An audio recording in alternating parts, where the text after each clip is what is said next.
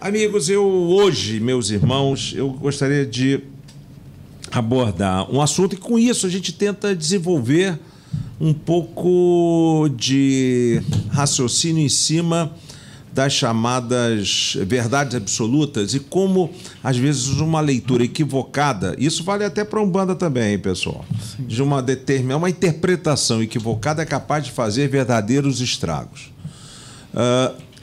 Por exemplo, nós estamos vendo toda hora na televisão que os muçulmanos radicais são milícias, né?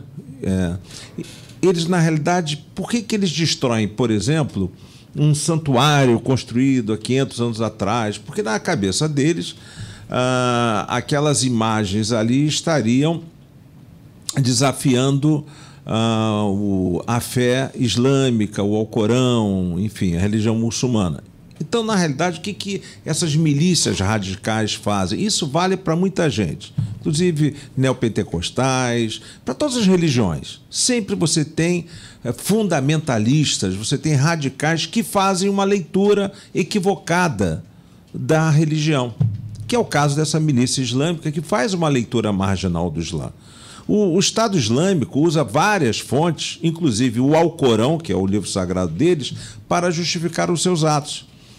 A maioria muçulmana reprova esses milicianos, esses radicais. Mas a visão religiosa dessa milícia, ela tem base em tradições específicas. Eles não fazem simplesmente porque são cruéis, não. Eles fazem porque eles fazem uma leitura equivocada. E isso acontece também nos evangélicos. Quando os terroristas do Estado Islâmico, por exemplo, cortam cabeças, queimam prisioneiros vivos, eles destroem essas ruínas arqueológicas na Síria e no Iraque, eles dizem agir em nome de quê? Do Islã, em nome da fé de quase um quarto, cá entre nós, da população mundial. Mas, a despeito das manifestações dessas autoridades islâmicas, insistindo que isso é uma barbárie, que isso não representa a fé, uma pergunta antiga voltou ao debate. O que existe no Islã que poderia ser pretexto para justificar essas atrocidades? Não é? Vamos lá.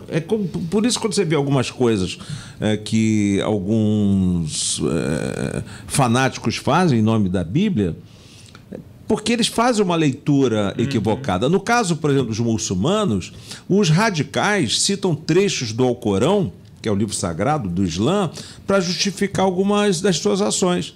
Por exemplo, decapitar o inimigo. Vocês viram na televisão, né? Eles tiram a cabeça da pessoa. Isso se refere a uma passagem, André, que pede uma passagem no Alcorão que pede a um muçulmano golpear o pescoço dos que renegam a fé. Então, como isso está escrito no Alcorão, ele interpreta de que maneira? Tem que passar a faca no sujeito. Mas lá no Alcorão está assim, golpear o pescoço. Ele não fala em decapitar a pessoa. Em outros casos, esses radicais, eles buscam justificar sua violência em tradições medievais, num uso seletivo de interpretações do que é o Islã. Isso acontece também quando se interpreta a Bíblia em determinados trechos. Por exemplo, tem um trecho do Alcorão, né, do Islã, que diz que a bondade é de quem concede a riqueza aos escravos. Olha só, a bondade é de quem concede a riqueza aos escravos.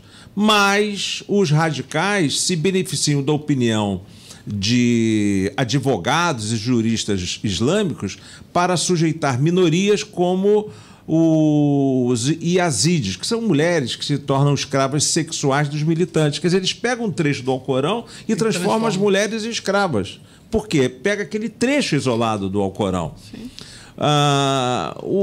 Nós aqui, o debate político em torno desses radicais tem sido feito numa linha de que eles não são muçulmanos e isso não é o Islã, como visto em algumas declarações até do Barack Obama.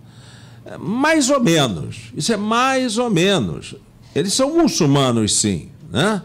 O que você pode dizer é o seguinte, que os radicais não representam a maioria dos muçulmanos, que a maioria dos muçulmanos desaprova essas ações violentas. Mas os membros desses milicianos que fazem uma interpretação equivocada do Islã, uma interpretação marginal, eles fazem essas interpretações, mas porque eles verdadeiramente acreditam nesse tipo de leitura. Entendeu, André?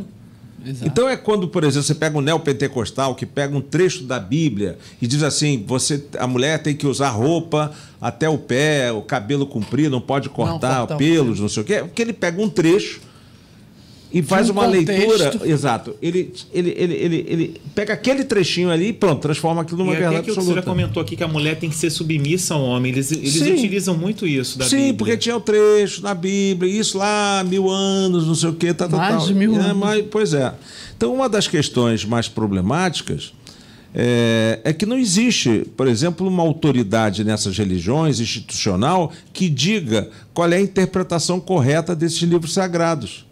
Então, cada um faz uma leitura a seu bel prazer. E aí vem, evidentemente, os conflitos, né?